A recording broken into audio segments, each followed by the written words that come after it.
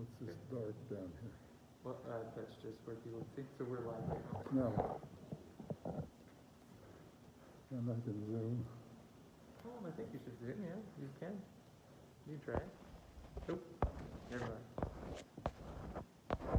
Okay. What do you want to introduce And me real quick? you're going to take this off. So you put it- Oh, I can do that, yeah. Yeah. Sure. Oh, okay.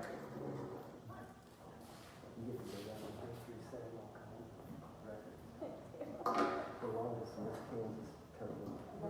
I'm in charge of the action. Are you hanging out for this? I'm gonna watch the door for these people coming in. You gonna answer that? You wanna answer that or No, not? pull the door shut. We're live now. Okay.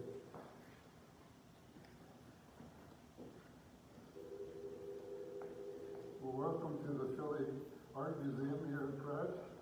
We have a pretty special guest today, Justin Zielke, who's been around town for a while. Does some magnificent sculpture. It is shown in our gallery, in our museum. And today he's going to do a demonstration of one of his projects, and I'll turn it over to him at this point. Perhaps my mask off, everybody's used to it by now. I'm going to set mine down so you guys can hear me a little bit better, though. So I decided to bring my entire workshop into you, which is a lot of tools and everything. And I brought my sculpture that I'm currently working on. I started working on it at the beginning of quarantine. It started as a 2,000-pound log, and I've just been gradually working on it and getting it closer to finish, and then hopefully I'll be able to finish it within the next month. But for today, what I was going to do is I was going to walk you step by step just my process of the tools that I use, because that's typically the questions that I get just online and in general, and then like what type of finishes and everything. And I do believe you guys can write comments and ask questions, so if at any point you have any questions, Stan can kind of tell me what you're asking and I can answer anything that you want.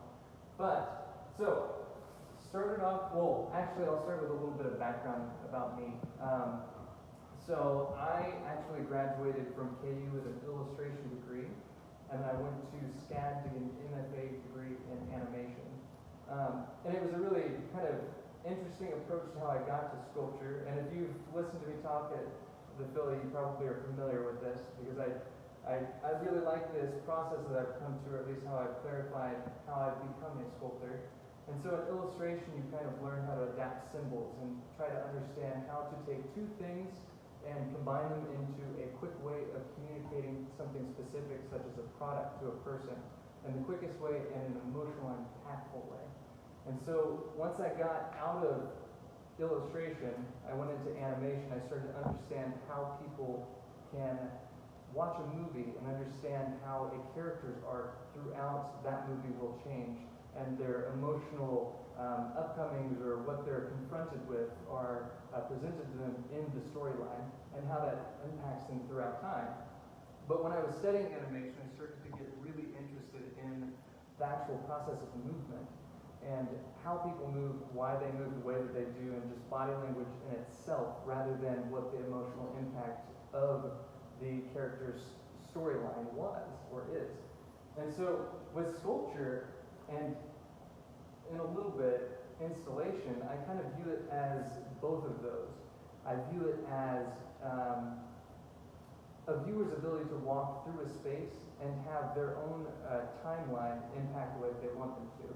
Because when you're walking into an installation space, the artist has set up the room in a specific way for you to get an emotion. And so when you set up sculptures within an environment, that's exactly what you're doing. And what I find the most interesting when people are walking through a space with sculptures is how they'll actually kind of walk around the sculpture and get really animated with how they're looking at it, and they'll like duck down and look everywhere they can. And it actually affects their entire space that they are using in this gallery or museum or wherever that sculpture is.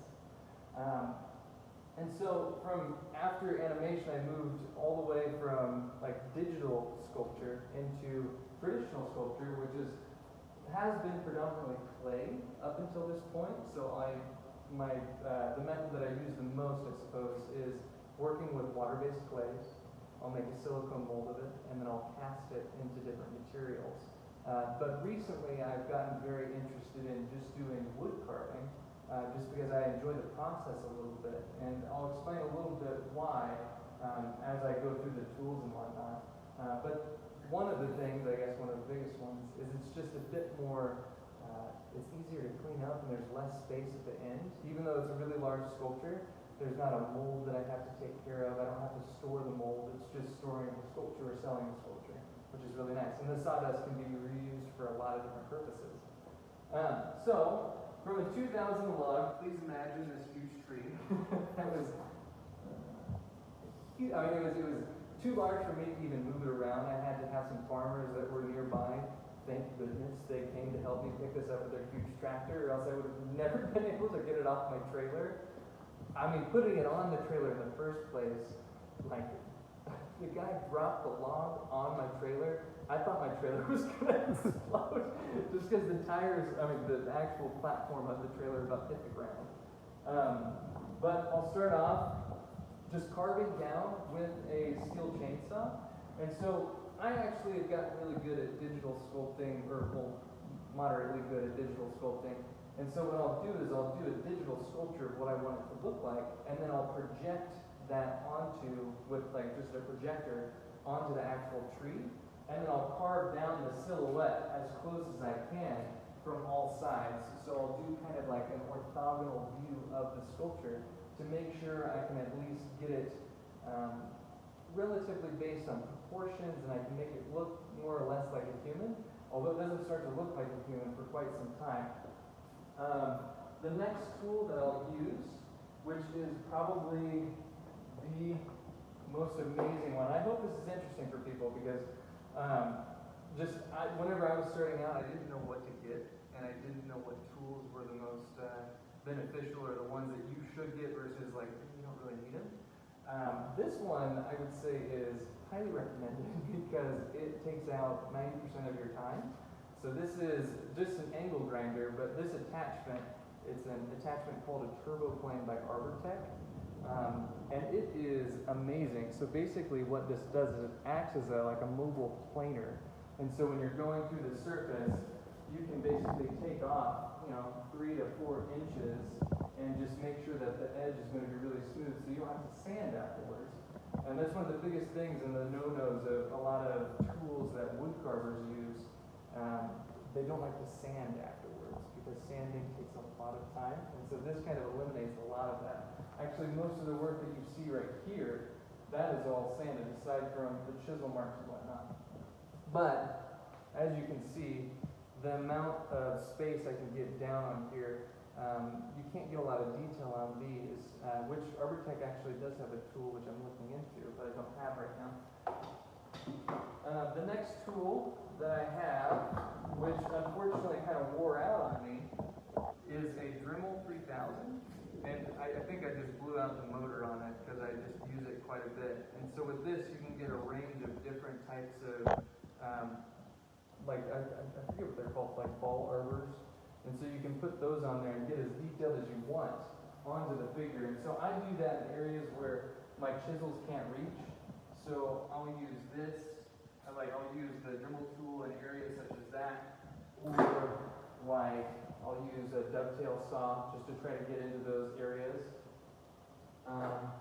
But the majority of my time that I spend are with chisels, and so and my little makeshift mallet. So if you want to know how long I've spent trying to knock some wood off by some chisels, that used to be a full log here. And I need to just buy a new mallet. But, it's kind of nostalgic. I started with this, my very first sculpture. And so I've just kind of kept it until the point it's just going to break up. But I usually work with gouges, which a gouge, it has a circular type of end to it. And then I have a couple of other ones that I don't use as much, but just a flat one, and then a little bit, I don't remember what this one's called, but it just has a V cut. And so, one of the things while I'm working, I would say that is most of the reason why I transitioned into wood carving versus clay sculpture. It's because when you're carving into wood, you don't know what's going to be underneath the surface. And I find that to be a really beautiful thing. A lot of the beginning sculptures that I was working with, they were actually from rotten wood, and they had very contorted figures in them. And I really enjoyed working with that wood because you could kind of see a figure already in the wood. And, you know, we all have like a pareidolia effect of being able to immediately identify, oh, that looks like a person or a dog or something like that. And so I really enjoy that process of just trying to emphasize what the wood is already trying to say or what the wood already does say. And so when I'm working with this sculpture, I do have an idea in mind of what it's going to look like. But at the same time, all of these bony landmarks within the form. So a bony landmark could just be any type of bone that's superficial, something that's sticking out. So an elbow, a sternum, the two anterior iliac spines, the two headlights of your pelvis, just anything that's pretty much on the surface. And so I try to line those up with landmarks of the wood grain that look interesting. So if you want to come a little bit closer, as you'll see, just a couple of ones. I might need to take the camera off in a second just to get some of the detail down below. But so as you can see, there's a nice symmetrical grain that's happening throughout this figure, and then you have all these fractures that are happening within the wood, and that's something for me. I don't really mind the wood starting to naturally check like that. That's just a part of my process, and plus I don't really have a way to kiln dry the wood right now, at least at this size for sure. And so I've gotten really accustomed to enjoying what can naturally happen with the wood, because in my mind, it's more about allowing the medium to rest in its own state, allowing it to reveal what it will look like just naturally, without any type of, well, I guess it's ironic, without any without any ability from a human to change it, but yet I'm changing the whole form. But as far as that, and with clay, I actually prefer the sculptures that would naturally crack and dry, just because I like the idea of the medium going back to the natural state after a person has put their hands on it, because then it'll just go back to what nature is actually intending it for it to be. And so I'm just going to rotate it around so you guys can see a 360 of it.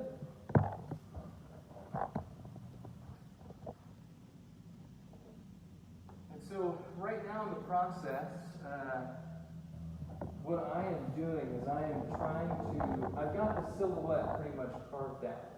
And that's the main idea of this, and I've really tried to pay attention to where those bony landmarks are. But now I'm trying to figure out how I can make it an individual. Because right now it's really generalized. It's got a generalized form, but I want it to be more identifiable as like a self-portrait.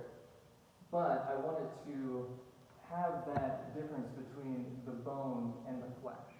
Like how something can hang off of the bone versus where the bone is looking very solid. There's a really big difference between that. There's a good push and pull, or like a contraction that I'm trying to show.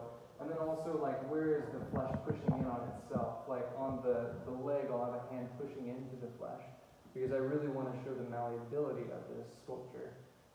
Because even though it's a really stagnant pose, which is an intended thing because of the final idea of what the sculpture will be, I suppose, but there's still a life that you can bring into that with just very, very subtle gestures, and that's more of my interest with this sculpture in particular.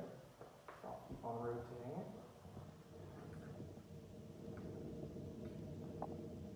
And so another one is you can see the grain actually went down right between where the knot is pretty much on an L3 or an L4 vertebrae. And there's a nice symmetry that happens when it goes down to the gluteus maximus. And there's a nice symmetry around here, which I find interesting to have. I didn't really even show that part, which is probably more interesting, is this of the sapwood that's just allowing this arm to stay light. I really like to play with that in the wood. One of the latest sculptures that I did, the only part of that sculpture that was light was the left hand.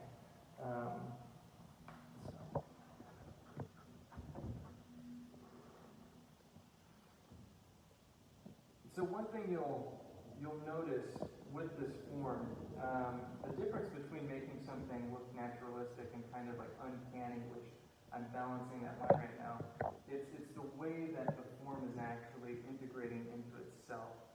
The different shapes that you can get between a, I don't know if it'll quite make sense on camera, but a straight line versus a curve. So to make it a little bit more interesting, you can see a straight line on the inside of the hamstring, but where this vastus lateralis is, it's a nice big curved shape. And so that's just something that's a really interesting shape. And for me, something I enjoy about my sculptures that I've been working on right now is I make them bow-legged because I have bow legs. So I don't really know many people in the sculpture world that will sculpt figures with bow legs. There's a lot of figurative, like artist painters that will do it because it creates a nice silhouette with the sartorius muscle that's wrapping around your leg.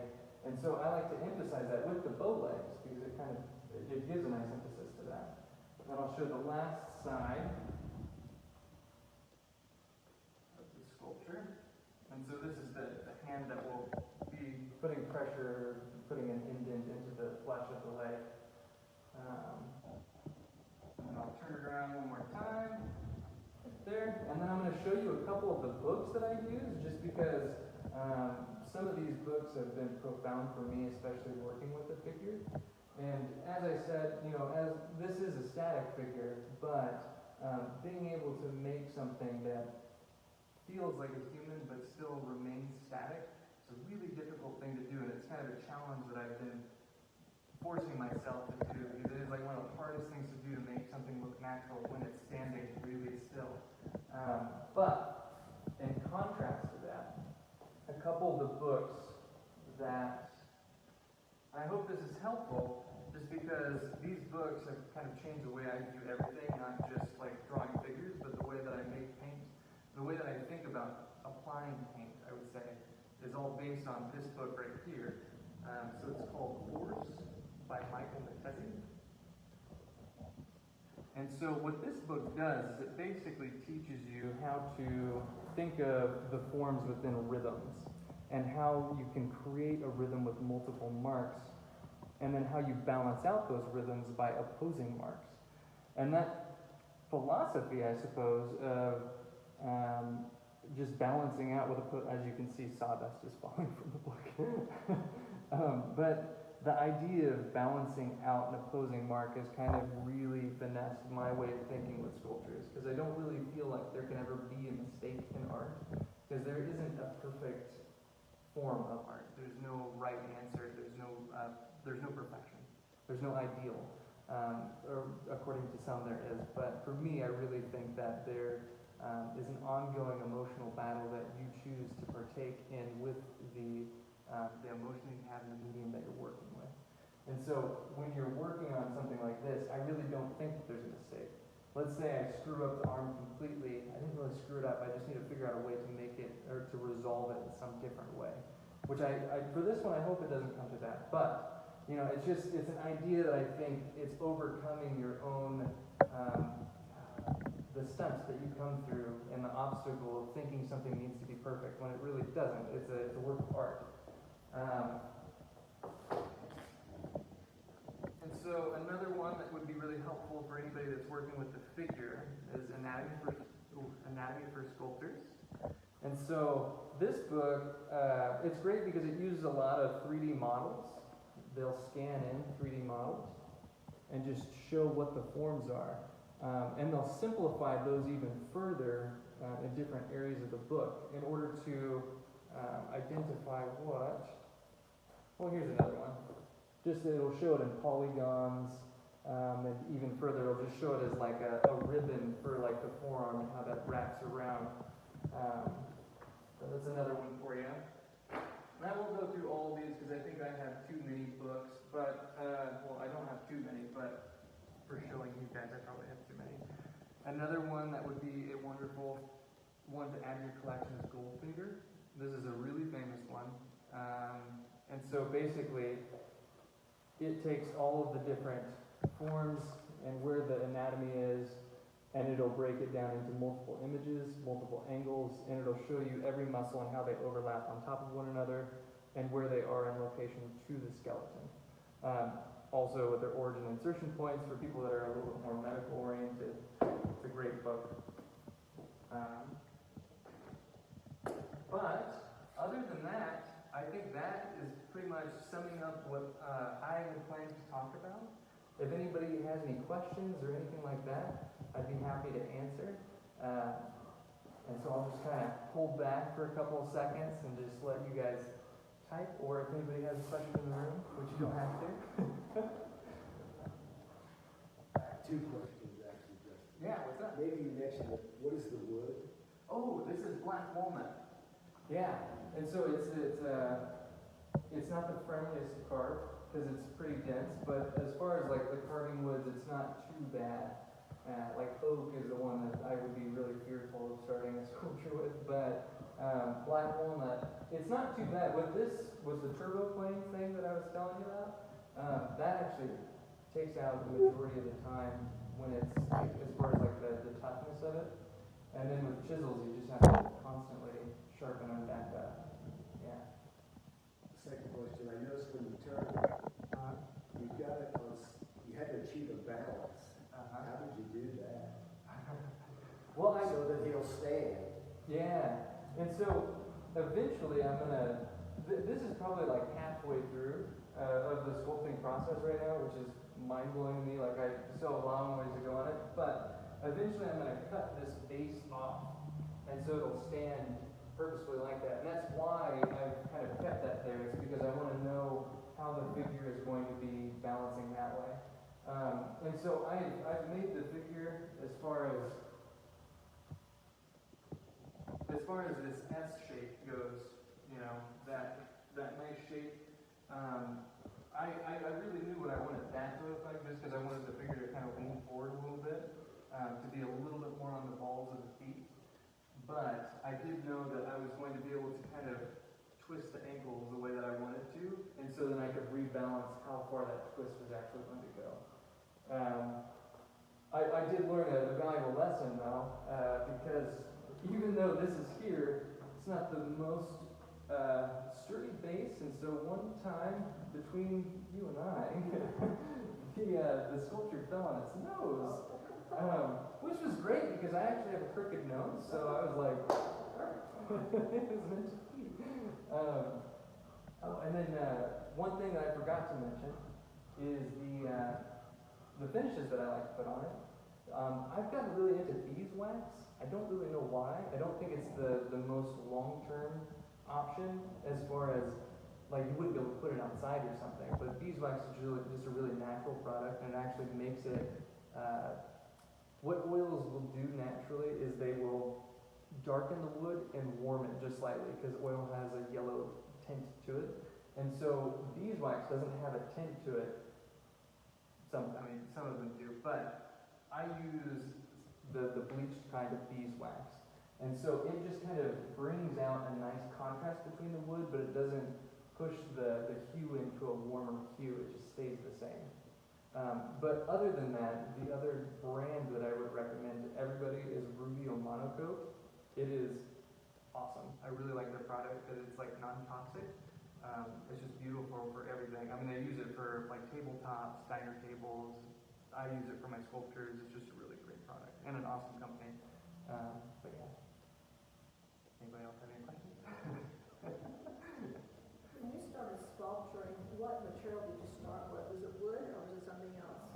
So it was, well, actually it was digital. I did digital sculpting. So basically, if you were to imagine well, it's kind of like just a three-dimensional painting that you start painting on, you apply pressure on it. When you apply pressure, a clay type, it starts to come towards you. And so I started working with digital sculpting, and I would do a range of different things because I was on my way to do concept art for feature film.